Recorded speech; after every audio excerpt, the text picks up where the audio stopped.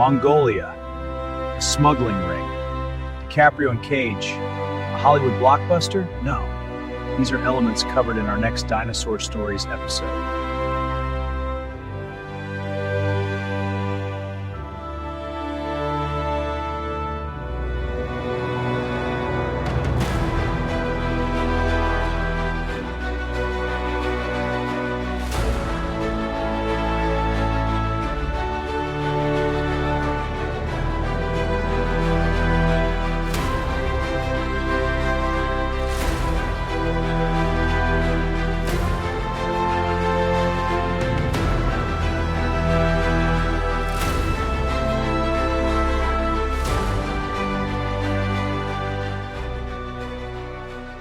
I bet DiCaprio and Cage caught your attention. Well, they actually have a very small part in this episode of Dinosaur Stories. At an auction in 2007, Nicolas Cage bought a dinosaur fossil, a Tarbosaurus bataar skull, reportedly outbidding DiCaprio. The catch? It turned out to be stolen and illegally exported from Mongolia, smuggled out of the Gobi Desert. In 2015, after U.S. authorities, including Homeland Security, investigated and contacted him, Cage voluntarily returned the skull so it could be repatriated to the Mongolian government. Now, Cage wasn't accused of any wrongdoing. He bought the skull in good faith from a Beverly Hills gallery. Cage never recovered the $276,000 that he paid for the skull. You might have to come out with a Con Air too. The Nicolas Cage situation is just the tip of the iceberg, so to speak. The Mongolian government has been struggling with illegal poaching and smuggling for over a century. Back in the 1920s, Roy Chapman Andrews, a naturalist and adventurer, led an expedition to Mongolia to find evidence to support the out-of-Asia theory of human origins. Now, the primary goal of the expedition failed. But Andrews didn't leave Mongolia empty-handed. He found eggs, dinosaur eggs. So what's the importance of these eggs? Well, the eggs confirmed what scientists suspected, that dinosaurs were reptiles. Andrews also discovered skeletal remains of dinosaurs, including the first ever discovery of Velociraptor. So what does all of this have to do with poaching, smuggling, and Nicolas Cage? Well, because of these discoveries, the world now knew that the Gobi Desert was a treasure chest of dinosaur fossils, opening the door for poaching and smuggling.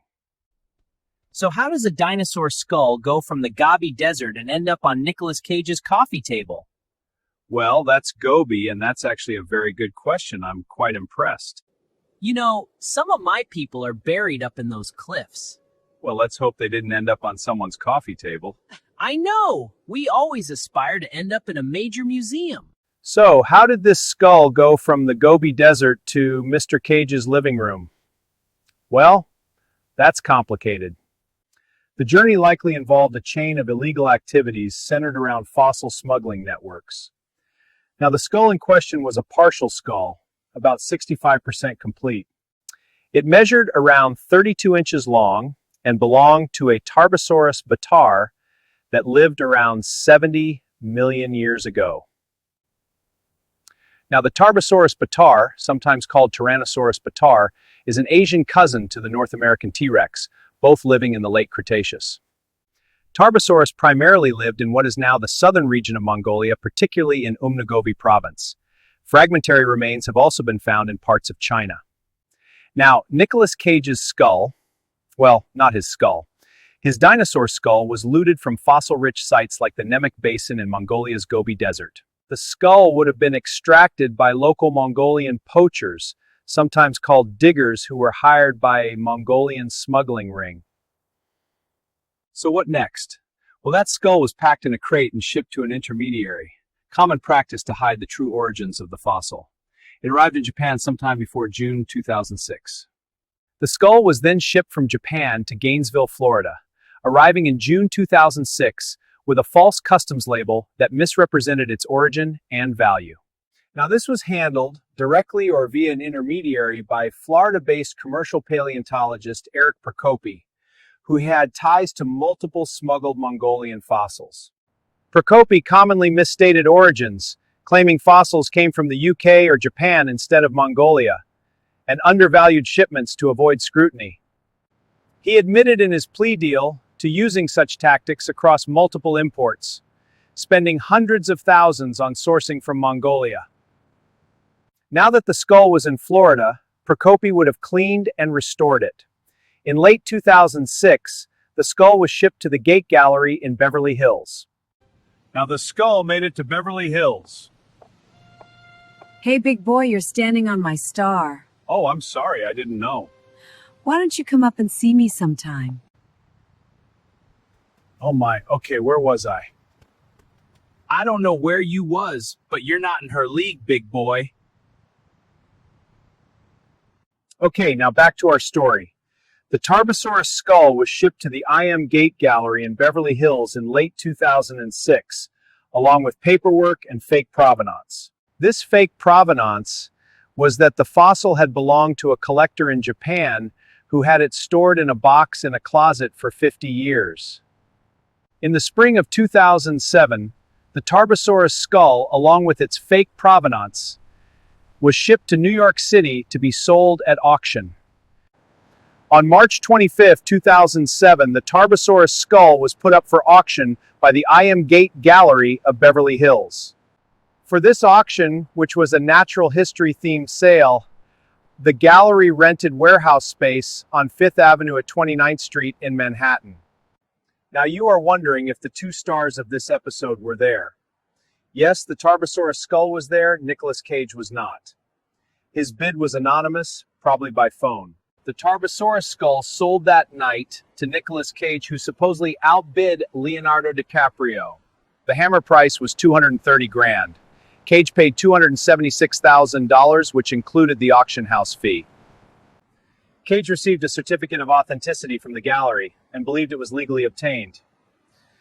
The Tarbosaurus skull was now heading west to sit on Cage's coffee table, at least temporarily. In 2012, the feds, primarily Homeland Security, ICE, and the U.S. Attorney's Office for the Southern District of New York, had their eye on Eric Prokopi. This interest was probably triggered by high-profile auctions involving Prokopi, like one involving a complete Tarbosaurus Batar skeleton that sold for $1 million. On October 17, 2007, Eric Prokopi was arrested at his home in Gainesville, Florida, by Homeland Security agents. Facing a couple of decades in a federal prison, Prokopi entered into a plea deal. As part of his plea, he agreed to forfeit multiple fossils, including the high-profile Tarbosaurus skeleton. Prokopi was sentenced to 3 months in federal prison, 3 months in a halfway house, 1 year probation, and 100 hours of community service. The charges originally carried up to 20 years maximum, but his cooperation in helping recover over 18 dinosaur skeletons for repatriation to Mongolia led to a much lighter sentence. Now, there were 18 dinosaur fossils that were a part of these charges, but the Nicolas Cage skull was not one of the 18. It was a couple of years later, in 2014, that authorities identified the Nicolas Cage Tarbosaurus skull as potentially being illegally smuggled from Mongolia. Cage cooperated fully and voluntarily returned the skull. It was eventually repatriated to Mongolia in 2015. So ultimately, only Eric Prokopi was arrested for this smuggling operation. Authorities felt the IM Gate Gallery acted in good faith, trusting Prokopi. And Nicolas Cage made a good faith purchase, trusting the gallery.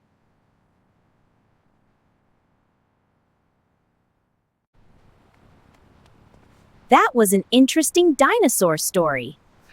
Well, if you liked the video, make sure you like and subscribe.